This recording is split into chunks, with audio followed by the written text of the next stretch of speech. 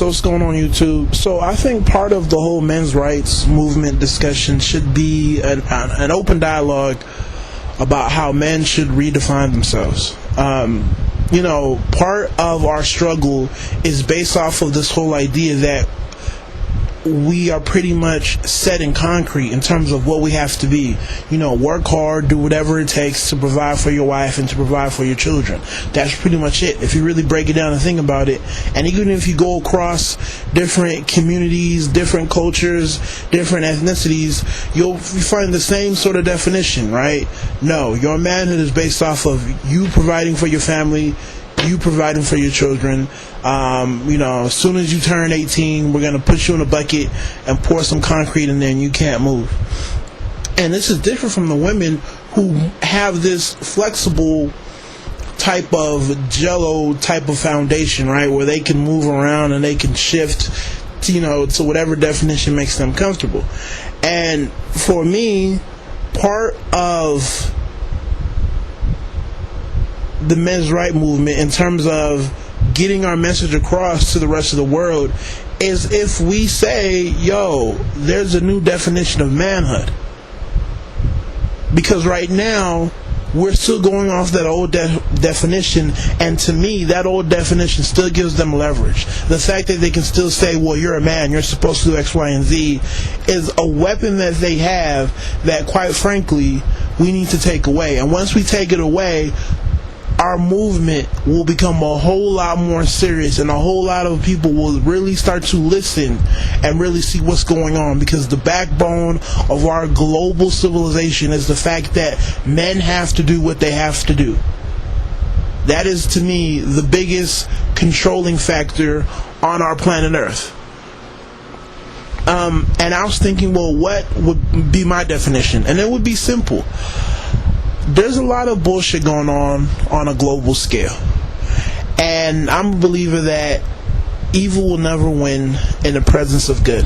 And I feel like a lot of good men who can fight the good fight, who can give back to the society, his community, and start to combat some of the bullshit that we see going on in our local communities, are pretty much being tied up. Right, they're being tied up in the whole idea of having to pay for a mortgage, having to deal with, the fact that the wife may not want to work, and all these small trivial things in terms of, we need to put an addition onto our house, or we need to get this car, and all that, small things that really don't matter. All these things that take all our time, while the people who are doing the real evil in our society are pretty much doing it unchecked. If you really think about it, people can do whatever they want to do. No one's really stopping them. Because the men who are good for it, the men who can really throw down and match the wits, are so tied up. I even see it with some of my friends who are a little bit older. I'm like, man, you have a lot. You could be good for a lot of stuff. And I really think you will be happy if you explored how you can give back to your community and your society. I think it will be more fulfilling for you. But they're so caught up and tied up in the whole idea of I have to settle down, I gotta put up with it. I don't have any money, but women are women, and so they kind of have this old mindset that kind of takes them away. And I really feel like, the mark of manhood is, how a man impacts his society and how he goes up against the bullshit that's going on. Right? So me being black, I feel like part of my manhood is going up against some of the stuff that's happening in our own communities that are hurting us. Right? What am I doing to combat that? That's part of my manhood. And the second part, of course, would be to take care of your children, if you choose to have any. That's the key word, choose. Whether or not they're yours, I'm not getting into that, but it's to take care of your children if you choose to have some.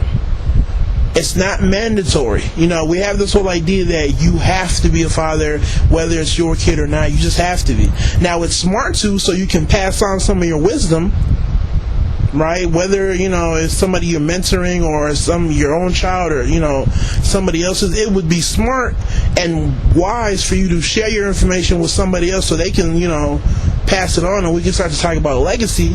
But even then, it's still a choice, because the whole idea of raising children and family in this world is extremely hard.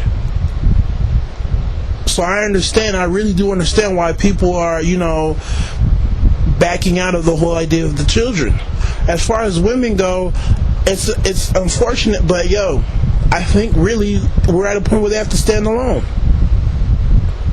Like I said before, most of the shit that we talk about with women and the problems, I don't want to say it's bullshit, but it's often frustrating to talk about, because as women, their whole sense of security comes from the fact that as a man, you still have to be this provider, right? The second we say, we're no longer responsible for how well you do and all that other shit, will be the day they really have to figure out how to do it on their own.